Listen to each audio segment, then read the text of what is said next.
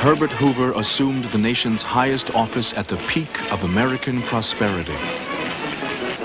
I have no fears for the future of our country. It is bright with hope. But the future brought unmitigated hard times. As the economy hit rock bottom, a time came when Americans would march on Washington, demanding help from the government. When the president would need the U.S. Army to defend the nation's capital. And when law-abiding citizens would hide outlaws from a government in which they had lost faith.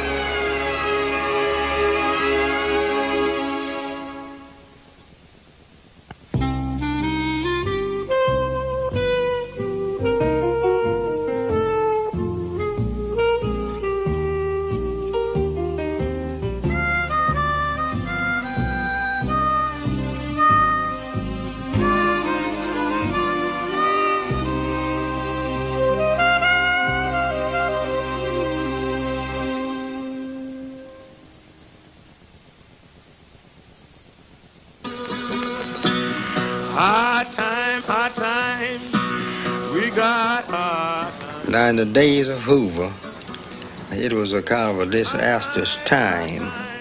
Now, what happened, we didn't make very much crop. And what crop we made, the bottom fell out to where it just wasn't worth nothing. Broom corn, one crop was cut for 7.5 cents an hour. I've cashed many a check for a fellow that worked 10 hours cutting broom corn, got a check for 75 cents.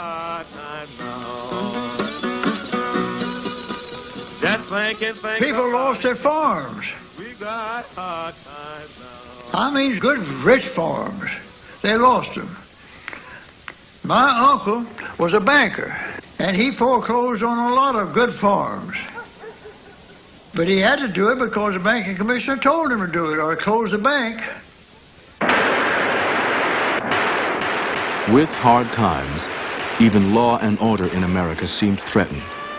If you needed proof, there was Pretty Boy Floyd. If you'll gather round me, children, a story I will tell. Pretty Boy Floyd, an outlaw. Oklahoma knew him well. He was an outlaw, a robber, and a killer. But in Depression America, Charles Pretty Boy Floyd became a kind of hero, celebrated in movies and song for helping the poor. It was in Oklahoma City. It was on a Christmas day. There come a whole carload of groceries with a letter that did say, well, you say that I'm an outlaw, you say that I'm a thief. Here's a Christmas dinner for the families on relief. My father was with my mother and I when I was born.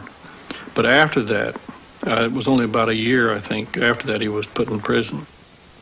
And the first time I ever saw him, I was probably about 5, maybe 5.5 years old. He impressed me because he was so well-dressed and he looked so nice and everything. You know, I thought he looked like a movie star. They called Floyd the Sagebrush Robin Hood because he generously rewarded those who helped him escape the law, all part of the desperation of hard times. There was a lot of stealing, you know, steal someone's hogs and butcher them. And so there was a lot of that sort of thing going on because of people being hungry. And of course, I think a lot of that was overlooked by the enforcement authorities because they realized it was a matter of person eating. Floyd was the son of tenant farmers who had struggled to escape poverty and debt. At age 20, he turned his back on farm life, robbed a St. Louis grocery store payroll, was caught, and spent 3.5 years in the Missouri Penitentiary. Released in 1929, Floyd found a rural economy that was falling apart. 7 cent cotton and a 40 cent meat. How in the world can a poor man eat? Flour up high and cotton down low. How in the world can we raise the dough? Clothes worn out. Whole families had to work just to survive. Back nearly broken and fingers all sore. Cotton gone down to rise no more. It's a lot of work.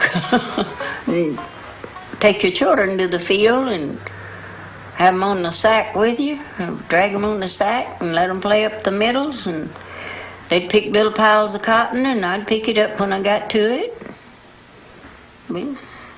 But I was with my children all the time. Those cotton sacks were vicious things. They would hold maybe 200 or 300 pounds of hand-picked cotton, and you'd pull it across on your shoulder, up and down the cotton row, stooping over all the time. Once picked, cotton found few buyers. For corn and wheat, the situation was no better. Throughout the 1920s, farmers had expanded, going into debt to buy new machinery and land. My father did a lot of puzzling about it because it was high, $400 an acre. But the bankers in the community said, "Oh, Herman, you better buy now because next year it'll be at least $100 higher." By the 1930s, overproduction had created a crisis.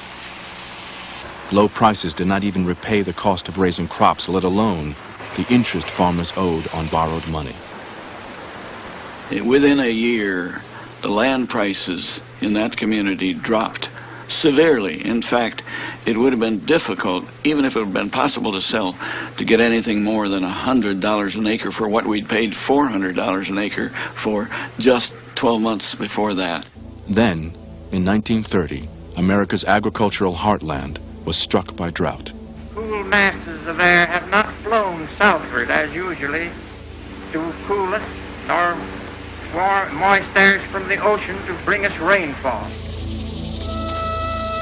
See, we went there for months on end without rain, and in July of 1930, we had every day was 100 degrees or more. Corn and the cotton and the garden stuff and everything just dried up, turned yellow and died. The drought threatened to leave poor tenant farmers and sharecroppers without food or money to make it through the winter. In Washington, President Hoover turned to the nation's leading agency for disaster relief, the Red Cross.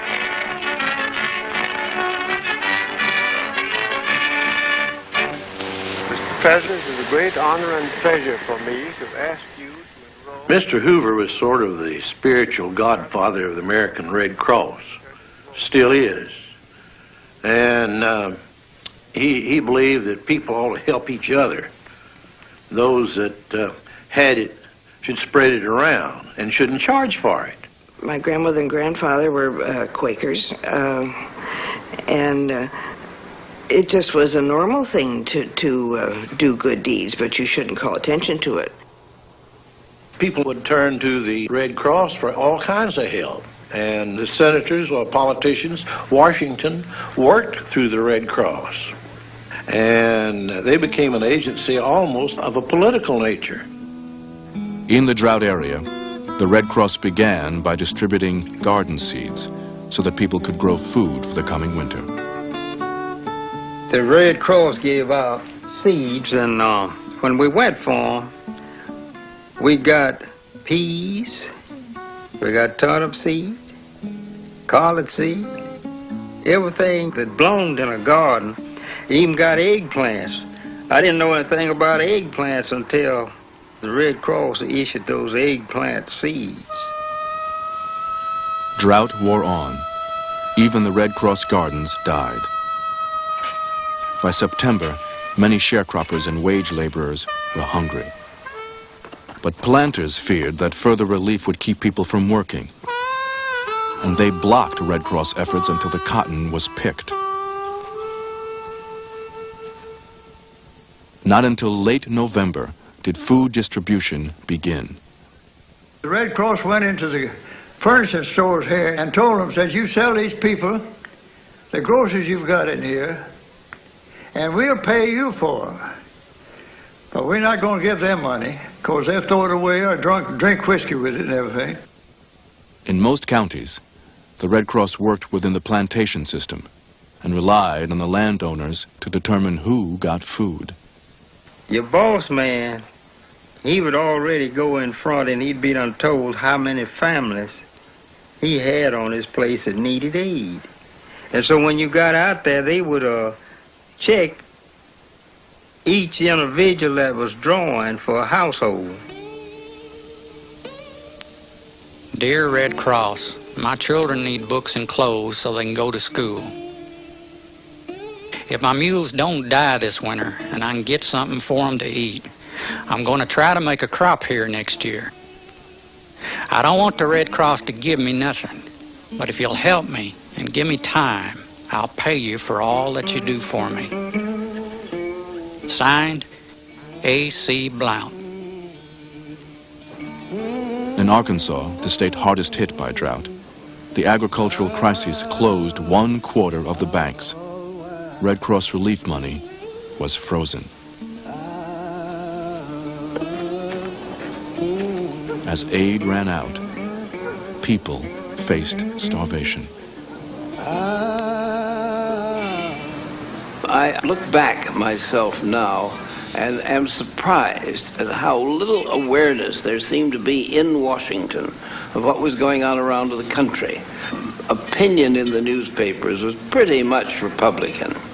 And it was in the interest of the Republican owners of the newspapers to play down bad news about the state of the economy and play up good news, because bad news would suggest that there was something wrong with the Hoover administration. The president insisted private charity could meet the crises. He denied anyone was starving because of the drought. An open letter to President Hoover. To say that people are not suffering of hunger and actually starving in Arkansas is a blind denial of plain facts. The Red Cross in the states that are stricken have not the resources to meet the situation. As an American citizen and as a soldier in the late World War, I am utterly disgusted to think it probable that my national government should shirk its inescapable duty in this time of peril. Respectfully, Oliver Moore. In December of 1930, the drought produced what Hoover had fought to avoid: a call for the federal government to feed people. He thought people should work and not get on the dole. He thought that really demoralized people. He felt that the soul's growth depended on your self-reliance and pride in your self-reliance. And once you start giving up and asking aid from someone else, you've given up the fight. You've given up the reason to live. With the Red Cross overwhelmed, Arkansas's Democratic Senator Joseph T. Robinson now sought $60 million in federal aid. Hoover threatened to veto any legislation that gave direct federal aid to individuals. The bill he signed authorized loans of $45 million for seed and animal feed. It made no mention of food. Mr. Hoover was at best, or at worst, very, very conservative. And he never had missed any meals, neither had his wife. And nothing changes your attitude like going hungry a couple of days. And he never had that. And he just couldn't believe that there were people under his administration that were not eating regular. Winter deepened. Shortages increased across the drought states. The gas company sent a man out to turn off the gas in a house where a woman and a number of children lived. And when he arrived, she was unable to pay the bill. She said, "Please give me time to finish cooking." He said, "No, my instructions are to turn it off right away." And she went into where she was cooking, and to his horror, he saw in a basket the head of a dog.